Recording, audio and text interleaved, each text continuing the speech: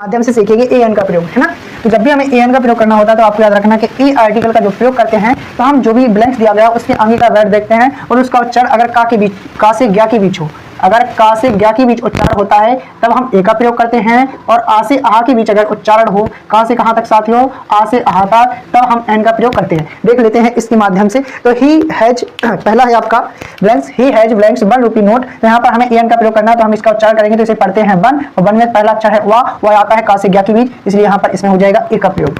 Next है his brother is blanks M A. इसे हम कुछ इस प्रकार से पढ़ते हैं एम ए। इसका जो पहला वर्ड है उच्चारण ए से स्टार्ट हो रहा है, ए आता है आ से आहा के बीच, तो यहाँ पर किसका प्रयोग होगा, एन का। इसी प्रकार he bought blanks umbrella, umbrella को हम कुछ इस प्रकार से पढ़ते हैं और इसका जो पहला वर्ड है वो आपका आ रहा है और ये आ से आ के बीच में आता है, इसलिए इसमें प्रयोग करेंगे हम एन का। नेक्स्ट में हमें भरना है इंजीनियर। इंजीनियर को हम कुछ इस प्रकार से लिखते हैं, इंजीनियर का उच्चारण कुछ इस प्रकार से करते हैं, इसका पहला वर्ड ई होता है और ई आ से आ का बीच होता है, इसलिए इसमें भी एन का प्रयोग करेंगे। इसी प्रकार से